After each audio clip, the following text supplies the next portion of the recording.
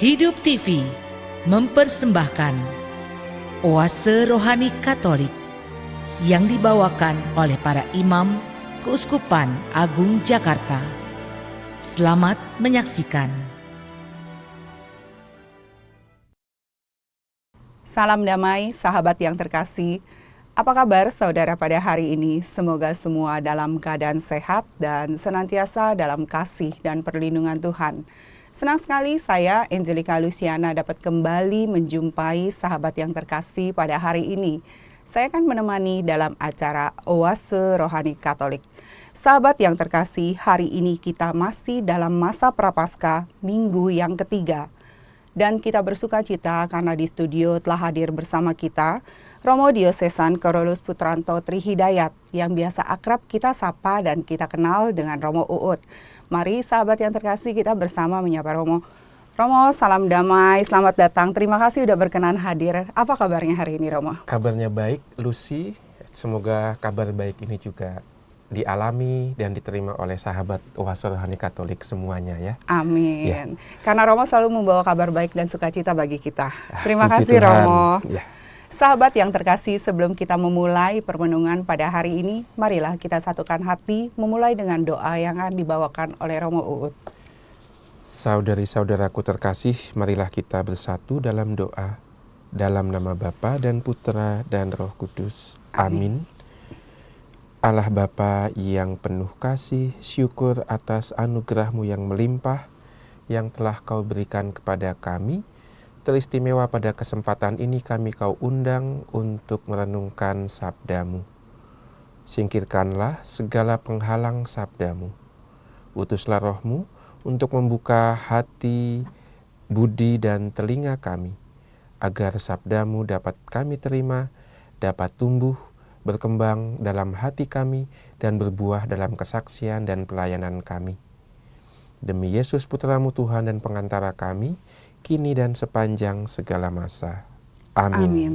Dalam nama Bapa dan Putra dan Roh Kudus. Amin.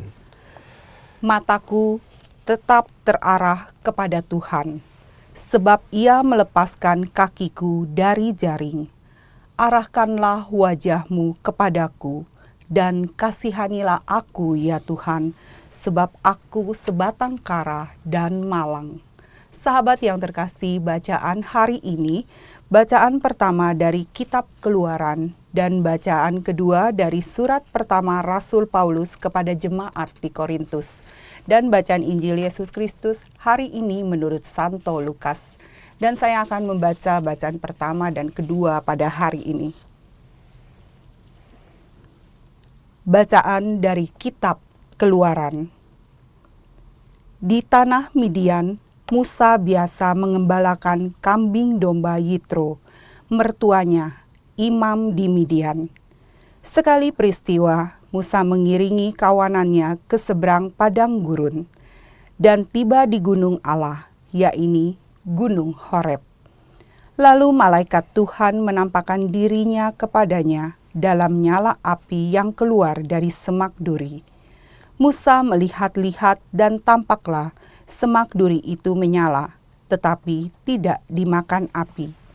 Musa berkata, "Baiklah, aku menyimpang ke sana dan menyelidiki penglihatan yang hebat itu, mengapa semak duri itu tidak terbakar."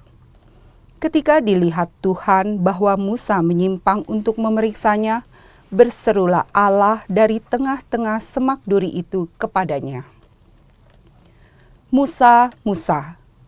Musa menjawab, "Ya Allah." Lalu Allah berfirman, "Janganlah mendekat. Tanggalkanlah kasut dari kakimu, sebab tempat di mana engkau berdiri itu adalah tanah kudus." Allah berfirman lagi, "Akulah Allahmu, ayahmu, Allah Abraham, Allah Ishak, dan Allah Yakub." Musa lalu menutup mukanya, sebab ia takut memandang Allah. Lalu Tuhan berfirman, "Aku telah memperhatikan dengan sungguh kesengsaraan umatku di tanah Mesir, dan aku telah mendengar seruan mereka yang disebabkan oleh pengerah-pengerah mereka. Ya, aku mengetahui penderitaan mereka. Sebab itu, aku telah turun untuk melepaskan mereka dari tangan orang Mesir. Ketika Allah mengutus Musa untuk membawa umat Israel keluar dari Mesir, Musa berkata kepada Allah, "Tetapi apabila aku menemui orang Israel dan berkata kepada mereka, Allah nenek moyangmu telah mengutus aku kepadamu, dan mereka bertanya kepadaku, siapakah namanya? Apakah yang harus kukatakan kepada mereka?" Firman Allah kepada Musa, "Aku adalah Sang Aku." Lalu Allah melanjutkan, "Katakanlah kepada orang Israel itu, Sang Aku telah mengutus aku kepadamu." Firman Allah pula kepada Musa, "Katakanlah ini kepada orang Israel, Tuhan Allah nenek moyangmu, Allah Abraham, Allah Ishak dan Allah Yakub telah mengutus aku kepadamu. Itulah namaku untuk selama-lamanya, dan itulah sebutanku turun-temurun." Demikianlah sabda Tuhan. Syukur kepada Allah. Mazmur tanggapan. Pada Tuhan ada kasih setia dan penebusan berlimpah. Pada Tuhan ada kasih setia dan penebusan berlimpah. Pujilah Tuhan, hai jiwaku. Pujilah namanya yang kudus, hai segenap batinku. Pujilah Tuhan, hai jiwaku. Janganlah lupa akan segala kebaikannya. Pada Tuhan ada kasih setia dan penebusan berlimpah. Dialah yang mengampuni segala kesalahanmu dan menyembuhkan segala penyakitmu. Dialah yang menebus hidupmu dari liang kubur dan memahkotai engkau dengan kasih setia dan rahmat. Pada Tuhan ada kasih setia dan penebusan berlimpah. Tuhan menjalankan keadilan dan hukum bagi semua orang yang diperas. Ia telah memperkenalkan jalan-jalannya kepada Musa dan memaklumkan perbuatan-perbuatannya kepada orang Israel. Pada Tuhan ada kasih setia dan penebusan berlimpah. Tuhan adalah pengasih dan penyayang, panjang sabar dan berlimpah kasih setia, setinggi-tinggi langit dari bumi. Demikianlah besarnya kasih Tuhan atas orang-orang yang takwa kepadanya. Pada Tuhan ada kasih setia dan penebusan berlimpah. Bacaan dari surat pertama Rasul Paulus kepada jemaat di Korintus. Saudara-saudara, aku mau supaya kamu mengetahui bahwa nenek moyang kita semua berada di bawah perlindungan awan dan bahwa mereka semua telah melintasi laut. Jadi, untuk menjadi pengikut Musa, mereka semua telah dibaptis dalam awan dan dalam laut. Mereka semua makan makanan rohani yang sama dan minum minuman rohani yang sama. Mereka semua makan makanan rohani yang sama dan minum minuman rohani yang sama, sebab mereka minum dari batu karang rohani yang mengikuti mereka, dan batu karang itu ialah Kristus. Tetapi sungguh pun demikian, Allah tidak berkenan kepada sebagian terbesar dari mereka. Maka mereka ditewaskan di padang gurun. Semua itu telah terjadi sebagai contoh bagi kita. Maksudnya, untuk memperingatkan kita, supaya kita jangan menginginkan hal-hal yang jahat seperti yang telah mereka perbuat. Demikian pula, janganlah bersungut-sungut, seperti yang dilakukan oleh beberapa orang dari mereka, sehingga mereka dibinasakan oleh malaikat maut. Semua itu telah menimpa mereka sebagai contoh bagi kita semua. Itu dituliskan untuk menjadi peringatan bagi kita yang hidup pada zaman akhir yang kini telah tiba.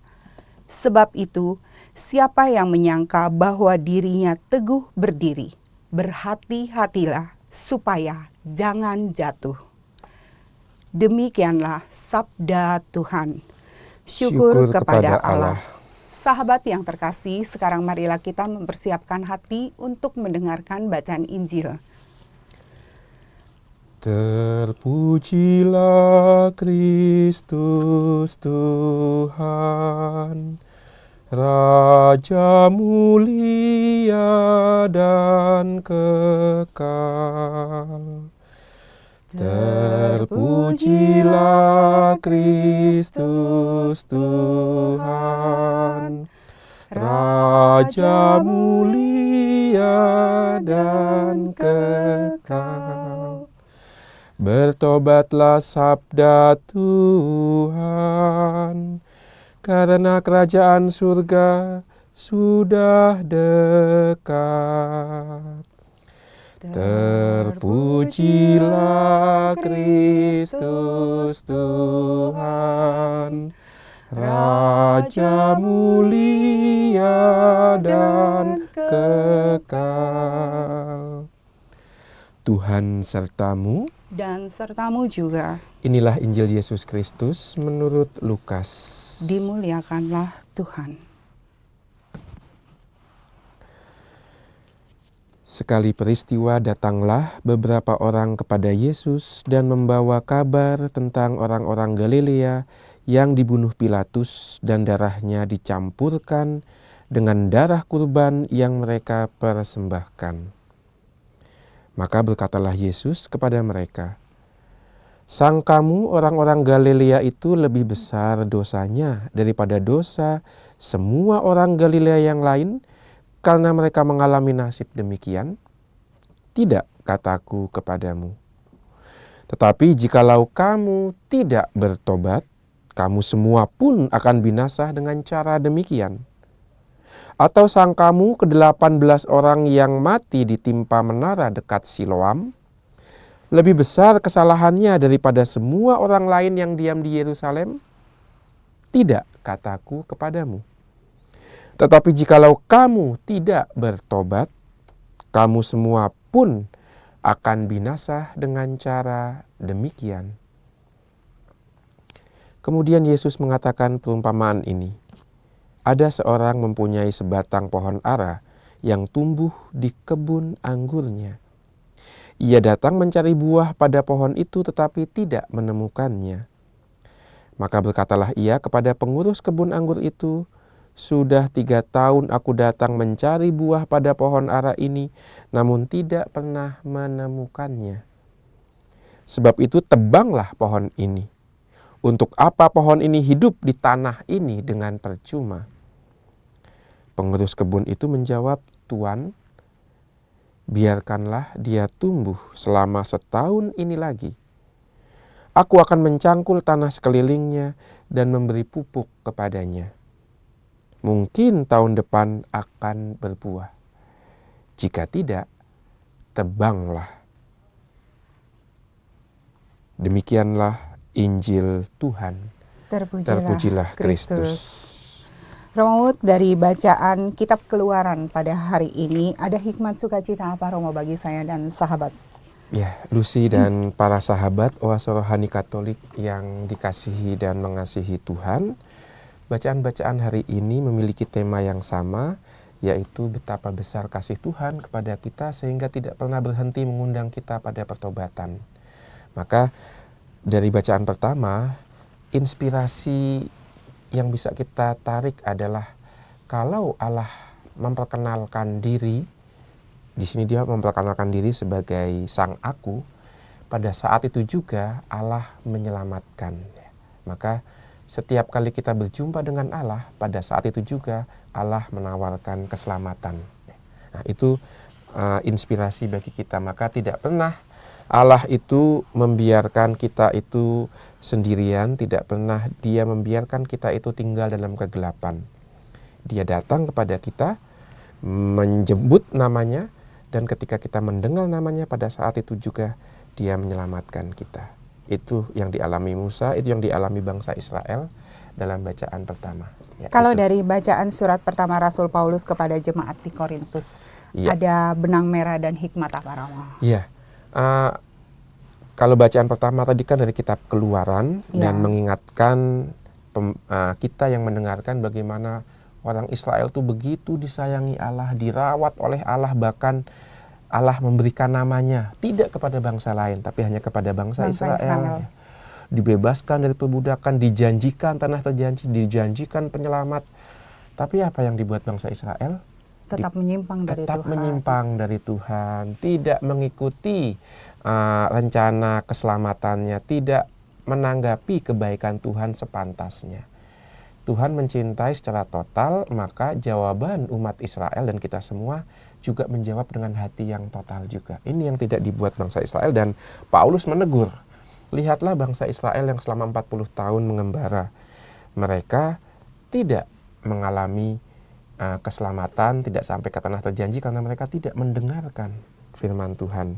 Dalam bahasa kitab suci disebut hati mereka degil. Ya. Iya. Nah, itu suka bersungut-sungut dan degil. Maka menggunakan kisah keluaran dari Israel, lalu Santo Paulus menegur umat di Korintus, kamu jangan berhati degil, lembutkanlah hatimu supaya kamu bertobat dan kemudian mengalami keselamatan. Nah, itu dari surat Rasul Paulus kepada jemaat di Korintus.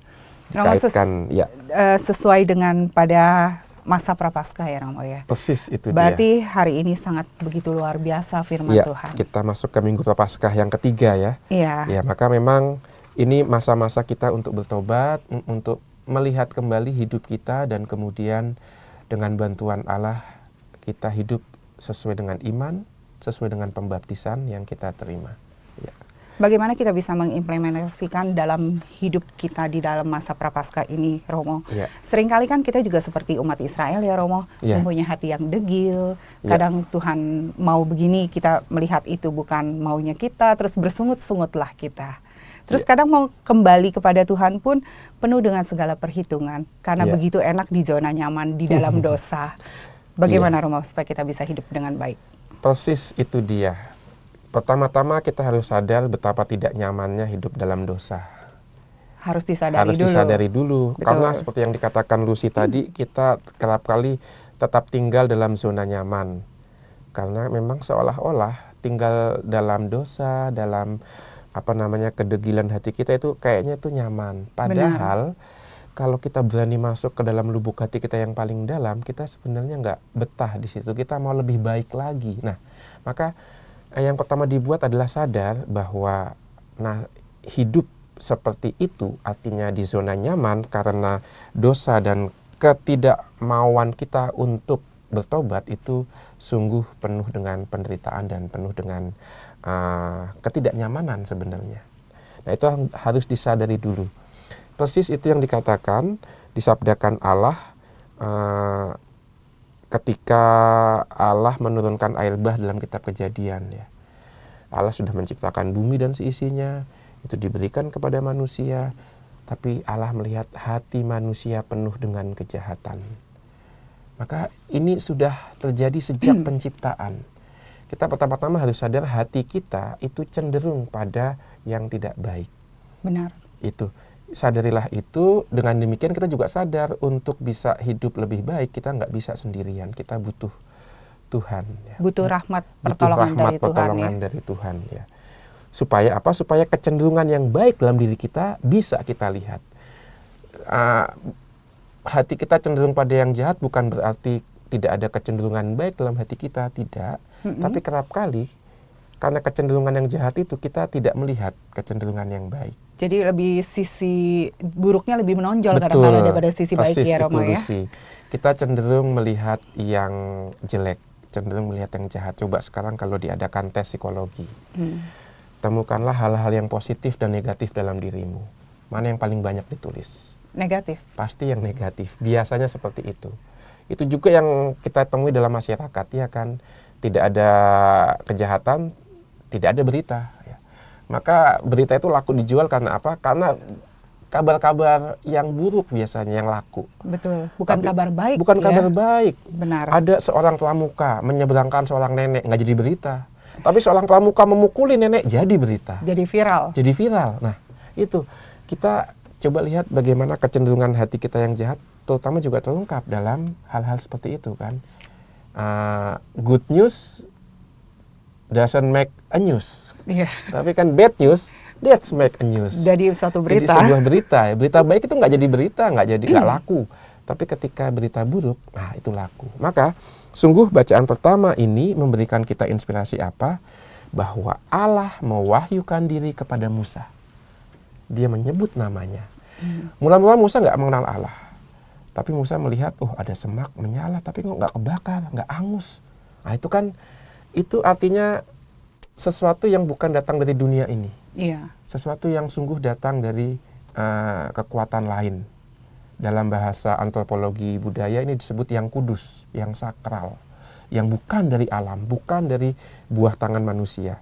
Nah ini penampakan yang pertama. Disebut hierofani, yang kudus menampakkan diri. Tapi, yang kudus tidak hanya menampakkan diri, tapi dia berfirman. Ini menarik. Dia berfirman dan menyebut namanya, yaitu Sang Aku. Sang Aku. Atau dalam bahasa Ibraninya, Yahweh, Adonai, Tuan. Nah, menjadi menarik bahwa di sini penampakan fisik tidak cukup ternyata. Perlu ada firman yang menjelaskan penampakan fisik itu. Maka ketika penampakan fisik dijelaskan oleh firman dan firman itu menyebut nama Allah, maka muncullah yang disebut teofani. Allah yang menampakkan diri karena ada yang kelihatan dan ada firman. Ini yang kita butuhkan untuk bisa bertobat. Yaitu akrablah dengan firman dan juga akrablah dengan sakramen-sakramen. Karena sakramen itu adalah sabda yang kelihatan. Sementara firman itu adalah sakramen yang kedengaran. Nah, menarik kan? Iya. Firman adalah sakramen yang kita dengar. Sakramen artinya Allah yang tampil, yang membiarkan diri kita kenal melalui hal-hal yang duniawi. Kedengaran kan kita terima dengan telinga jasmani kita. Tetapi yang bersabda itu adalah Allah yang tidak bisa kita lihat secara jasmani. Maka firman Tuhan itu adalah tanda kehadiran Allah melalui suara, melalui firman. Sementara sakramen itu adalah sang sabda yang menjadi daging, sehingga menjadi kelihatan. Maka dengan dua ini, yaitu firman dan sakramen, kita dalam gerejanya yang kudus bisa mengalami pertobatan dan kemudian hidup kita pun diubah menjadi lebih baik, persis seperti yang dialami Musa dalam bacaan pertama. Dan kita akan memperoleh keselamatan tentunya setelah melakukan itu dia. Dan melaksanakan firman, juga melakukan sakramen-sakramen itu, persis Romo, itu. ya. Kalau kita sungguh menghidupi firman yang kita terima dan juga membiarkan diri kita menerima anugerah, yaitu pemberian Allah dalam sakramen, maka hidup kita akan berubah dan kita siap diutus seperti Musa, melihat penampakan Allah dalam semak menyala, mendengarkan firman Allah, dan dia hidupnya berubah dan dia siap diutus menjadi pemimpin bagi bangsa Israel keluar dari tanah Mesir menuju tanah terjanji. Dan yang menarik lagi, Lucy dan para sahabat Oase Rohani Katolik, di sini ada dua sebutan yang dipakai untuk menyebut Allah. Misalnya dikatakan dalam ayat pertama, di tanah Midian Musa biasa menggembalakan kambing domba Yitro mertuanya imam di Midian. Sekali peristiwa, Musa menggiring kawanannya ke seberang padang gurun dan tiba di gunung Allah.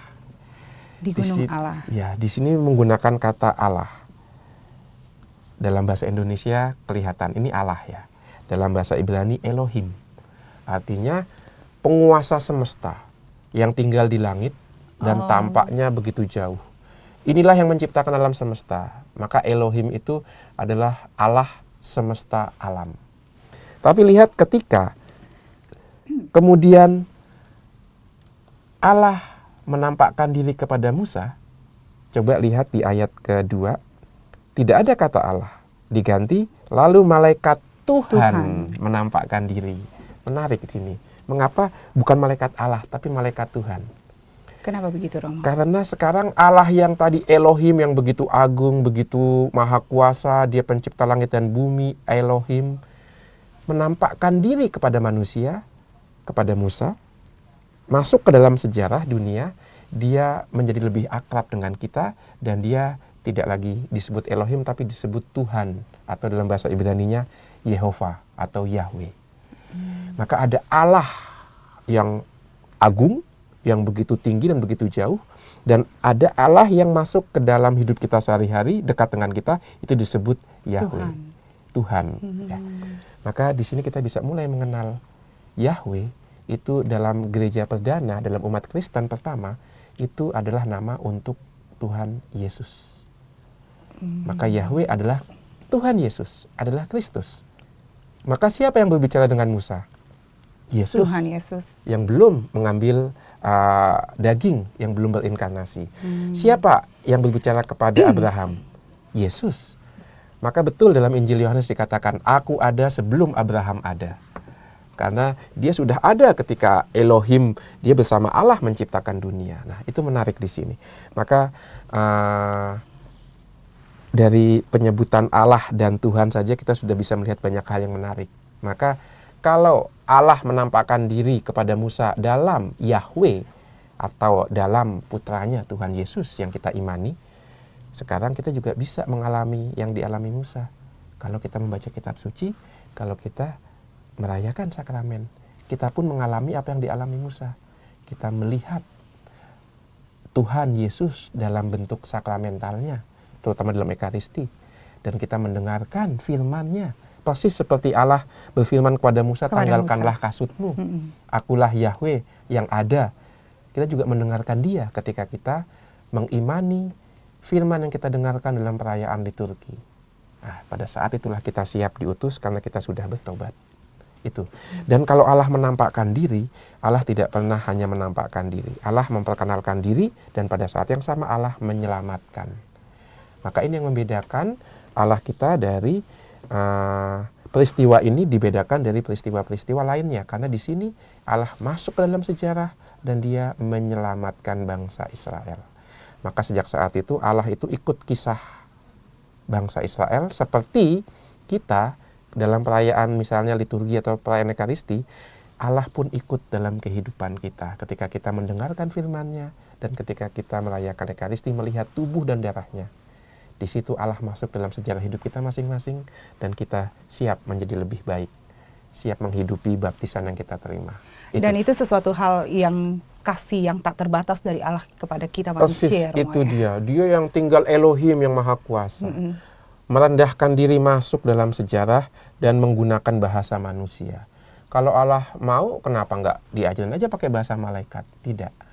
Allah mau merendahkan dirinya, Dia belajar bahasa manusia dan berbicara dengan bahasa manusia. Ini yang disebut sakramen. Bahwa Allah menggunakan sarana manusiawi dan duniawi untuk memperlihatkan dirinya kepada manusia. Ya. Betul. Romo Uyut, ini menarik sekali, tapi kita akan jeda sesaat dulu ya Romo. Ya. Sahabat yang terkasih, kita akan merenungkan sesaat apa yang sudah disampaikan oleh Romo Uut. Dan kita akan kembali pada perbincangan rohani di sesi yang kedua.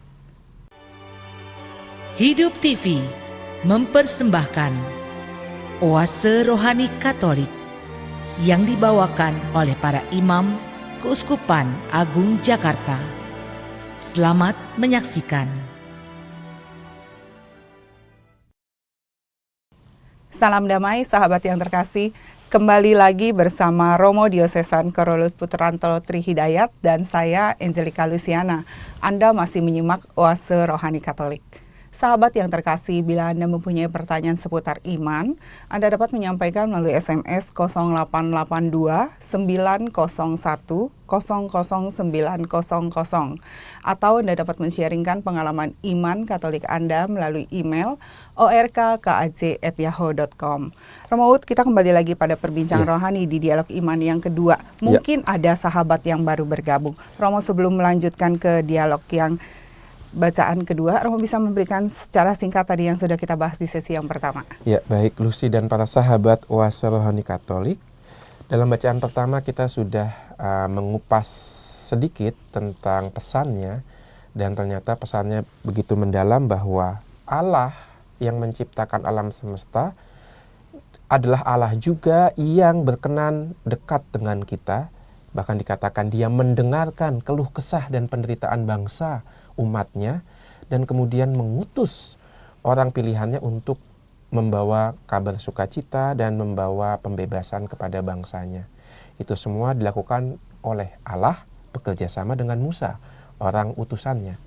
Maka bagi kita pesannya, umat Kristiani yang hidup di zaman sekarang adalah pertama-tama tentu sadar bahwa hidup kita harus berubah. Dan berubah itu bukan karena usaha kita, tapi karena campur tangan Allah. Dan di mana itu terjadi? Ketika kita berbuat seperti Musa, yaitu mendengarkan firman Allah dan kemudian juga mengalami kehadiran Allah dalam sakramen. Itu sebabnya setiap penutup dari perayaan Ekaristi selalu ada perutusan seperti Musa. Setelah melihat dan mengalami dan mendengarkan Allah, dia diutus membebaskan umat Israel. Jadi begitupun kita setelah selesai mengikuti perayaan Ekaristi, kita pun harus seperti Musa ya Romo, melanjutkan misi Allah, melakukan perutusan-perutusan ini kepada setiap orang yang kita jumpai. Persis itu dia. Kita setelah menerima sakramen, giliran kita sekarang menjadi sakramen. Artinya kalau Allah hadir dalam hosti dan anggur dalam tubuh dan darah Kristus, setelah Ekaristi sekarang kita menjadi kehadiran Allah untuk orang lain. Maka Lucy, saya ingat satu cerita yang mungkin pernah saya sampaikan juga. Di satu tempat di Eropa Timur itu ada satu bangunan gereja yang pernah mengalami kerusakan karena dihancurkan oleh mereka yang tidak suka dengan gereja Katolik. Salah satu yang dihancurkan adalah patung salib Yesus. Karena apa? Karena kedua tangannya dipenggal sehingga patung itu tidak punya tangan. Lalu ketika Romo Paroki itu mau mengganti patung itu, dia berubah pikiran.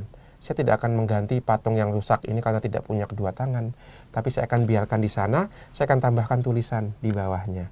Tulisannya begini bunyinya: kini aku tidak punya tangan, umatku, kalianlah yang menjadi tangan-tanganku saat ini. Ya. Maka kita seperti itu juga. Setelah Ekaristi, kita menjadi tangan-tangan Tuhan untuk membawa keselamatan kepada setiap orang yang kita jumpai, khususnya yang membutuhkan.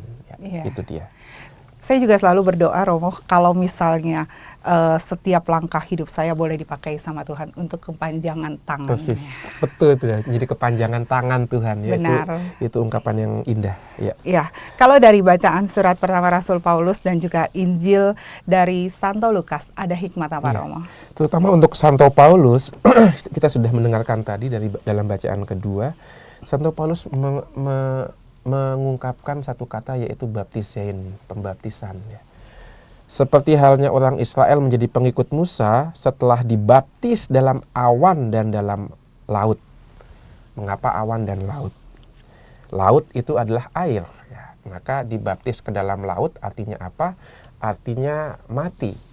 Sebenarnya masuk melewati Laut Merah itu artinya mati. Karena seperti halnya kita kalau tenggelam dalam air kan nggak bisa nafas, putus dengan dunia luar, nggak bisa dengar siapa yang bicara, ya kan? Iya. Itu seperti orang dikubur sebenarnya.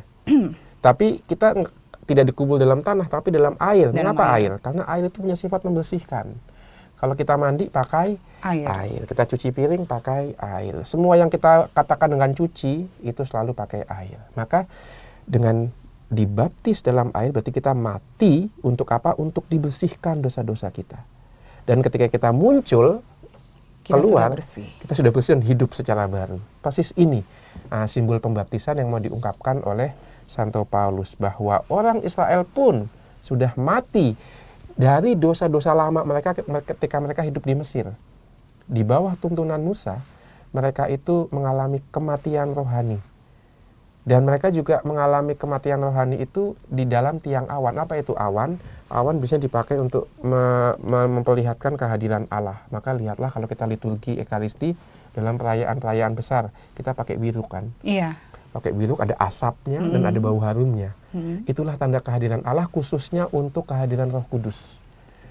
Maka dibaptis dalam tiang awan berarti kita menerima karunia Roh Kudus.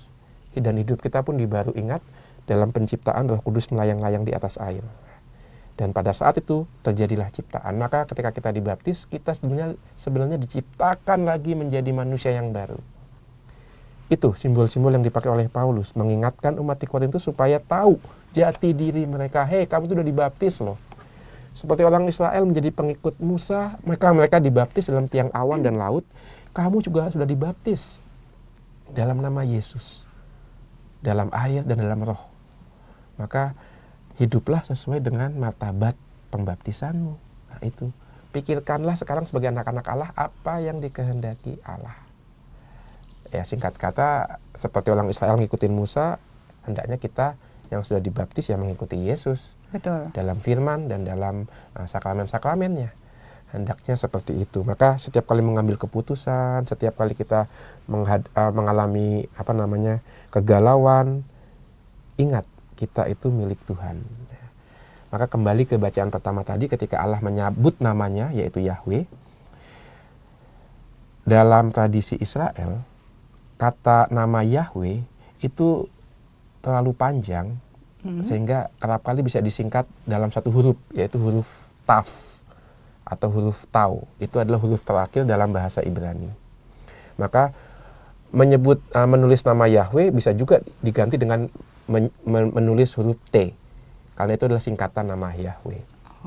Itu sebabnya mengapa dalam Yehezkiel bab 9 ayat 4 dikatakan, dan berilah tanda kepada mereka yang menyesal atas dosa-dosanya, berilah tanda di dahi mereka, itu namaku, yaitu huruf T itu. Dan itu kemudian diambil dalam kitab Wahyu bab 22, nama Allah tertera pada dahi mereka, yaitu tanda T itu, nama Yahweh. Dan dalam praktek pembaptisan, orang yang dibaptis pun dahinya diberi tanda itu. Iya. Salib. Yang sebenarnya aslinya bukan tanda salib Yesus disalib, tapi nama Yahweh tertera pada dahi kita, yaitu nama Yesus sendiri. Nah, maka dengan demikian kita itu sudah ditandai nama Yesus di dahi kita ketika dibaptis. Dengan kata lain, kita sudah menjadi milik Yesus. Anak-anak Allah, Anak-anak ya Romo Allah. ya. Maka jangan takut. Betul. Masa Allah akan meninggalkan anaknya, kan nggak mungkin. Kita itu milik Tuhan. Tuhan nggak mau miliknya itu celaka. Maka satu hal yang diingatkan oleh Santo Paulus juga, yaitu sabar dalam penderitaan. Nah itu. Maka kasih itu pertama-tama adalah sabar. Sabar. Itu dia. Ya, itu beberapa hal yang bisa kita tarik dari bacaan yang kedua. Kalau kita lihat juga, maka coba lihat dikatakan, yang menarik adalah Santo Paulus pun memperlihatkan bagaimana kita bisa hidup sebagai anak-anak Allah karena mengikuti Yesus, yaitu salah satunya dengan sakramen-sakramen ya. Dikatakan di situ, kita makan makanan rohani yang sama. Itu tentu merujuk pada roti yang dipecahkan dalam Ekaristi, ya kan? Dan kita minum minuman rohani yang sama. Pada anggur. Pada anggur menjadi darah Kristus. Dan itu dikatakan batu karangnya, yaitu Yesus Kristus. Kita ingat di Meriba itu kan mereka kehausan, nggak punya air. Lalu kan Musa memukul batu karang dengan tongkatnya sehingga keluarlah air. Keluar air, ya. Nah, itulah minuman rohani bangsa Israel. Kita juga punya minuman rohani yang sama, yaitu Yesus. Tidak diketuk dengan tongkat, tapi ditusuk lambungnya oleh tentara sehingga keluarlah darah dan air yang menjadi minuman kita, minuman rohani kita.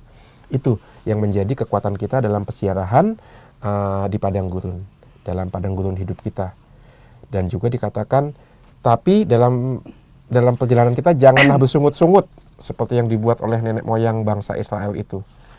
Maka Paulus meminta kita untuk sabar dalam penderitaan dan perjuangan. Karena dengan sebuah keyakinan iman, kita milik Tuhan, kita diberi kekuatan, maka jangan bersungut-sungut, ya. Jangan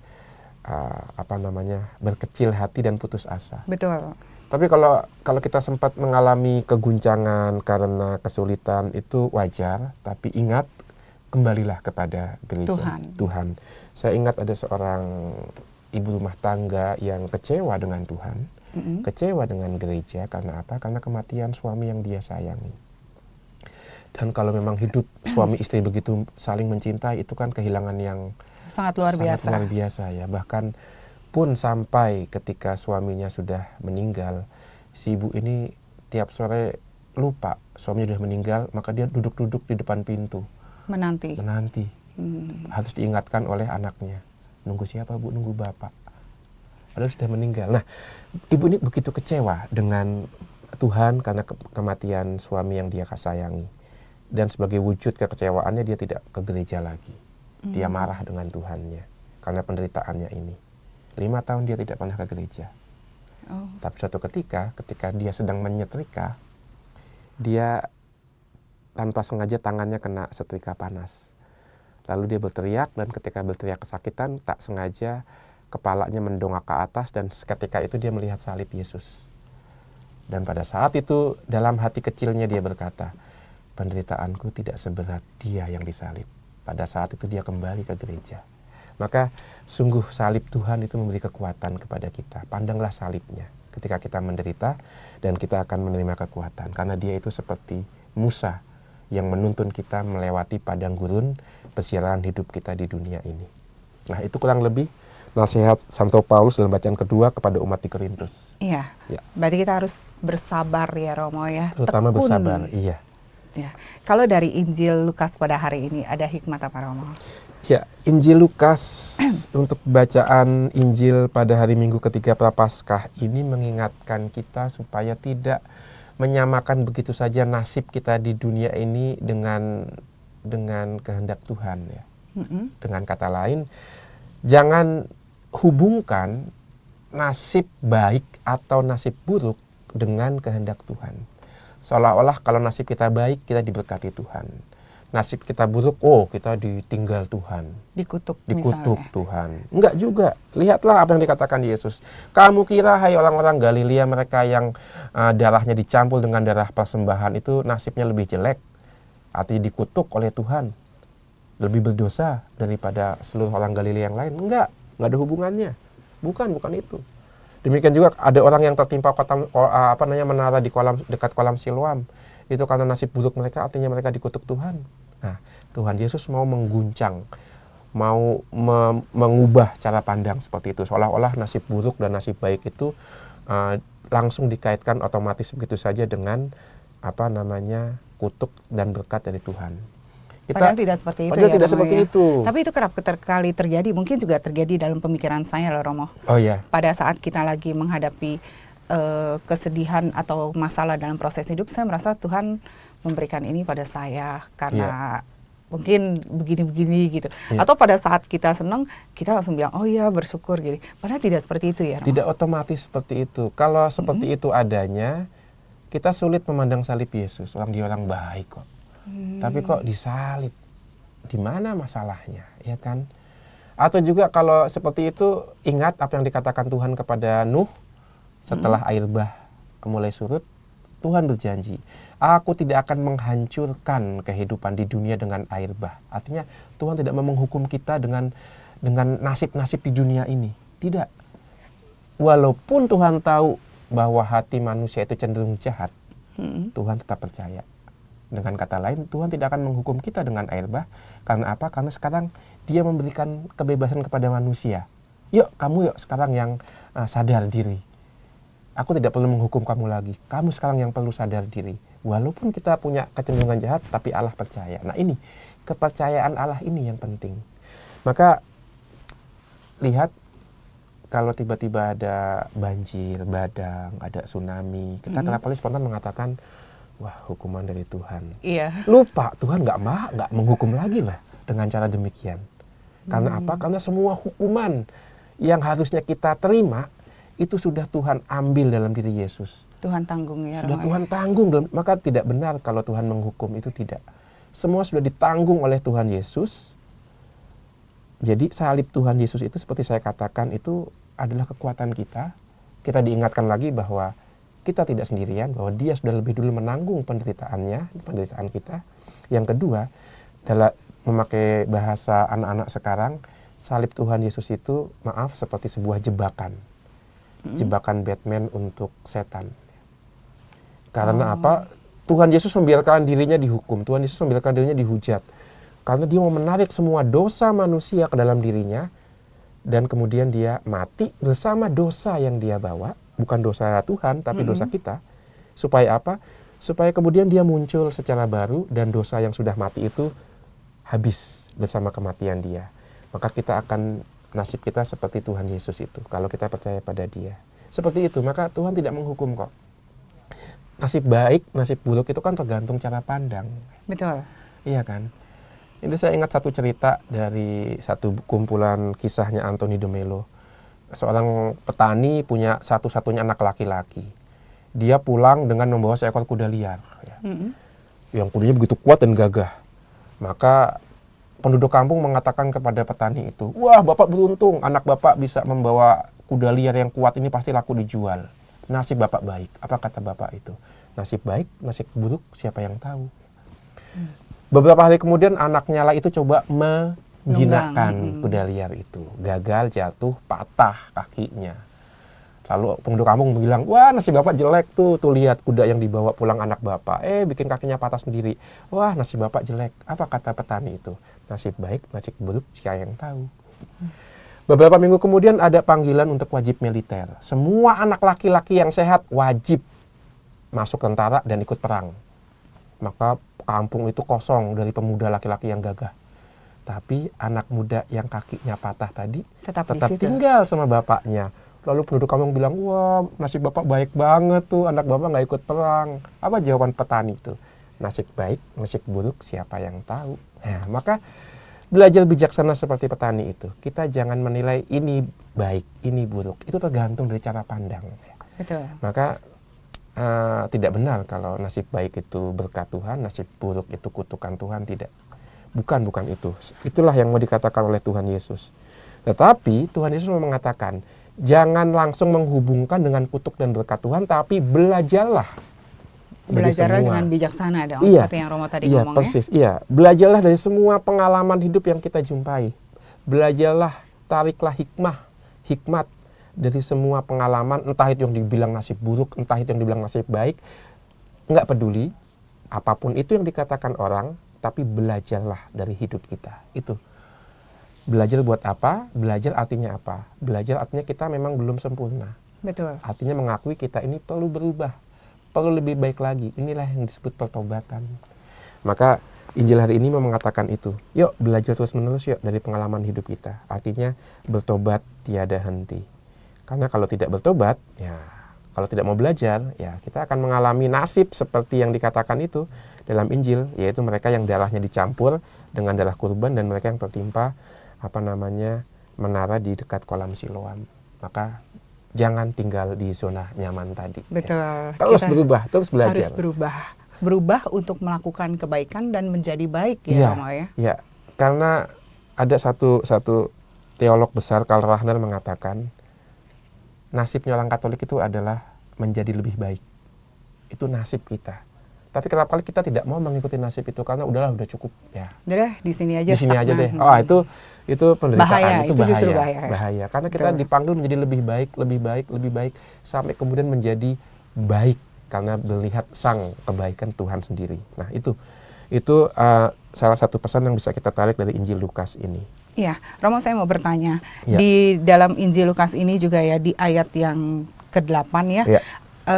Dari 6 sampai ke-8 yang terakhir itu menceritakan sesuatu, Allah tuh begitu luar biasa ya, memberikan kita kesempatan. Persis. Seperti yang pohon ara itu mau ditebang, tapi Tuhan memberikan kesempatan. Lihatlah tahun depan mungkin berbuah. Sama halnya dengan hidup kita ya, Romo. Sudah sedemikian kita berbuat dosa, tapi Tuhan selalu mengampuni dan memaafkan. Persis itu dia. Tuhan tahu hati kita seperti apa. Tapi yang luar biasa dari Tuhannya juga Tuhan ya.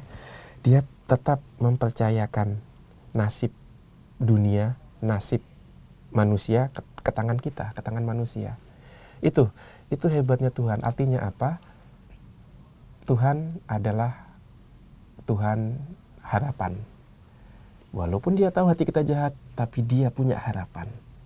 Dia tetap percaya. Mengapa dia percaya pada kebaikan manusia? Bahwa manusia itu walaupun kecenderungan hatinya jahat, tapi Tuhan tetap percaya kepada manusia karena Tuhan melihat harapan dalam hati kita. Tuhan menanam benih harapan. Maka itulah yang Tuhan berikan. Dikatakan di sini sudah 3 tahun aku datang. 3 tahun, angka 3 ya. Itu angka yang luar biasa, angka 3 itu.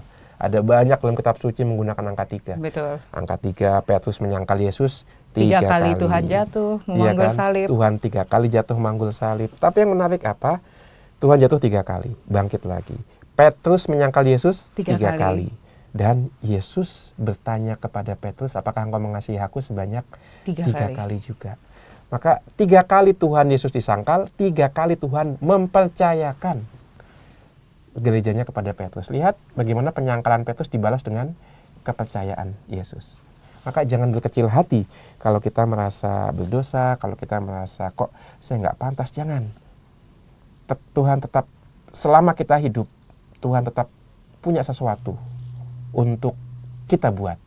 Tuhan tetap punya misi kepada kita. Misinya apa? Dalam bacaan Injil dikatakan berbuah. Artinya hidup kita itu kemudian juga berbuah untuk diri kita, tapi terutama untuk orang lain. Menghasilkan sesuatu yang baik sehingga orang lain juga punya hidupnya juga dikuatkan karena kehadiran hidup kita. Yang menarik adalah di situ dikatakan pohon ara di dalam kebun anggur. Pohon ara dalam kebun anggur, itu menarik itu. Sebatang pohon ara dalam kebun anggur. Maka ini menarik untuk kita lihat kenapa ada pohon ara dalam kebun anggur. Kebun anggur itu selalu diidentikan dengan bangsa pilihan ya. Kebun anggurku, yaitu bangsa Israel, yang seharusnya menghasilkan buah yang manis, tapi kenapa hanya ketumpukan buah yang masam ya. Karena bangsa Israel tidak mau bertobat. Dengan kata lain, mungkin sebatang pohon ara ini itu adalah orang-orang yang dulu bukan bangsa Israel, tapi ditanam di tengah-tengah bangsa Israel karena dia mau bertobat. Dengan kata lain, pembaptisan itu tidak otomatis begitu saja lalu kita selamat, jaminan. Udah dibaptis, oke, selesai. Terus kita santai-santai, selamat. Tanpa perbuatan. Tanpa perbuatan, udah dibaptis kok ya, udah terima ekaristi kok ya, udah aman masuk surga. Enggak, bukan itu. Betul. Bahkan ketika kita sudah dalam gereja pun, sudah ada dalam kebun anggur sekalipun, kita tetap harus menghasilkan buah. Kita tetap diundang untuk terus bertobat. Karena kalau kita tidak seperti itu, kita akan mendengar kembali ancaman dari Yohanes Pembaptis. Allah pun bisa membangkitkan orang-orang Kristen dari batu-batu ini. Karena yang dilihat bukan agama apa, tapi hatinya. Nah, itu. Dan kita harusnya lebih semangat lagi karena apa? Karena kita yakin kita tuh anak Allah. Pembaptisan memberi kita martabat anak Allah. Maka dengan kesadaran itu harusnya kita lebih giat lagi untuk mewujudkan sungguh aku anak Allah. Ada seorang anak SD, ketika saya pernah memberikan rekoleksi kepada anak-anak SD itu pernah sharing kepada saya, Romo, ketika saya berdoa Bapa kami, satu-satunya keinginan adalah membuka mata teman-teman saya untuk melihat bahwa Allah yang mereka sembah dalam agama mereka masing-masing itu adalah Bapa mereka juga. Untuk menunjukkan itu, saya harus hidup sebagai saudara mereka. Karena mereka itu saudara saya, satu Allah. Satu Bapa. Maka anak itu kemudian cerita dia suka menolong teman-temannya, dia juga suka mendengarkan curhat teman-temannya. Anak SD sudah punya berpikir seperti itu. Sudah punya pikiran kesatuan seperti itu karena Allahku yang kusapa sebagai Bapa itu juga Bapa mereka semua, apapun agamanya. Ini harusnya menjadi sikap kita semua. Kita menyadari semua kita sebagai orang yang dewasa. Orang yang dewasa, satu Bapa, dan jangan sampai ngelihat ya itu orang ngaku-ngakunya Allahnya Bapak dia, tapi lihat hidupnya seperti itu. Jangan-jangan, nah itu kan kayak kita kalau ada anak nakal, bandel banget sih itu anaknya siapa sih? Nah kan begitu. Maka marilah kita sungguh membiarkan nama Allah Bapa kita dimuliakan berkat perbuatan kita, berkat hidup kita, apapun situasi hidup kita. Baik ketika kita kuat maupun ketika kita lemah. Bahkan ketika kita lemah pun kita tetap bisa memuliakan Allah dari kesaksian hidup kita. Betul. Ketika kita sakit pun kita tetap bisa memuliakan Allah. Lihat, itu orang sakit parah sekali loh. Tapi kok senyum ya? Tapi kok tetap menghibur mereka yang lain. Padahal dia lagi sakit parah. Kok bisa? Nah itu. Dalam keadaan lemah pun Tuhan ada bersama kita, maka kita bisa mewujudkan ya Romo ya. Kita tetap bisa mengundang orang untuk memuliakan Allah pun dalam kelemahan dan sakit kita. Betul. Nah, itu. Sehingga kita nanti dikatakan berbuah. Ya. Berbuah di dalam iman dan kehidupan beriman kita. Persis. Jadi pada hari ini kita merayakan perayaan Ekaristi di Minggu Prapaskah yang ketiga. Diharapkan kita pun semakin bisa berbuah ya Romo. Dalam masa-masa penantian Paskah ini. Ya, justru ini dia satu lagi. Kita penantian merayakan Paskah dalam tradisi gereja. Selama masa Prapaskah ini ada dua, yaitu menyiapkan orang yang mau dibaptis ketika malam Paskah. Jadi selama 40 hari ini seperti bangsa Israel berjalan 40 tahun di padang gurun, juga calon baptis itu disiapkan nih. selama masa Prapaskah ini. Bahkan aslinya masa Prapaskah adalah masa persiapan untuk pembaptisan. Jadi kita akan mendoakan para calon baptis selama masa Prapaskah ini, sehingga ketika malam Paskah mereka siap menjadi anak-anak Allah. Itu yang pertama. Yang kedua, bagi kita yang sudah dibaptis, ingat jati diri kita. Ingat martabat yang sudah kita terima dari pembaptisan. Maka ini disebut masa pertobatan, karena itu satu sisi mereka yang dibaptis akan meninggalkan cara hidup mereka yang lama, supaya mereka nanti ketika dibaptis mengenakan cara hidup yang baru.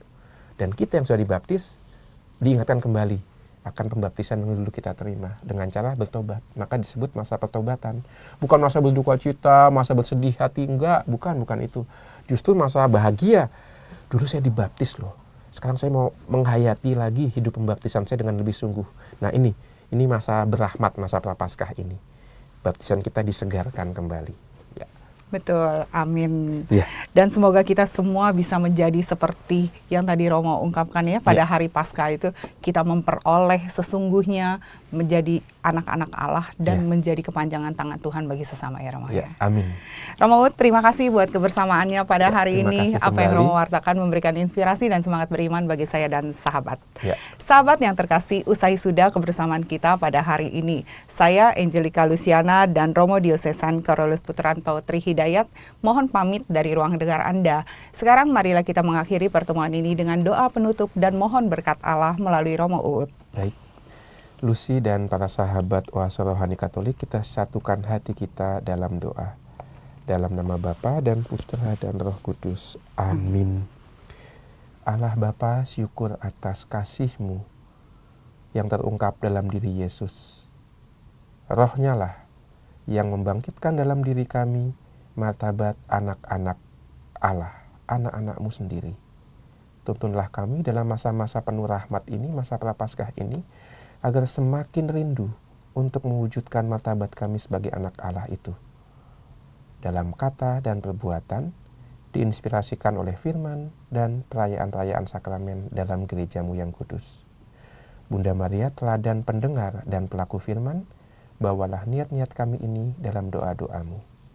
Tuhan serta-Mu. Dan serta-Mu juga. Berkat Allah turun melimpah atas kita semua, atas keluarga kita dan karya perutusan yang Tuhan percayakan, dalam nama Bapa dan Putra dan Roh Kudus. Amin.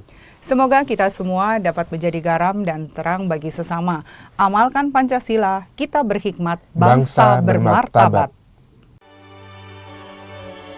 Demikianlah Oase Rohani Katolik yang dibawakan oleh para imam Keuskupan Agung Jakarta.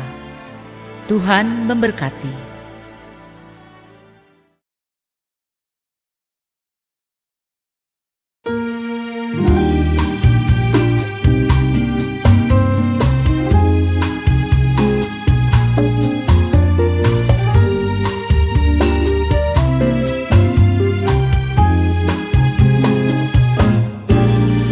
Di dalam hidupku yang pernah ku jalani, tak aku sadari arahku menuju. Seakan semua membawa bahagia, meski sesungguhnya hanya sementara. Selalu ku sadari Tuhan mendampingi dalam kesesatan dan persoalanku. Selalu ku berdoa dengan iman teguh. Tuhan menuntun langkahku selamanya. Tiap kali aku datang padanya, ada jalan yang ditunjukkannya. Setiap kali aku berdoa, Dia meneguhkanku. Di hadapan tahta-Mu yang suci, ku dapati kekuatan baru. Setiap Setiap kali aku berdoa, ku menemukanmu.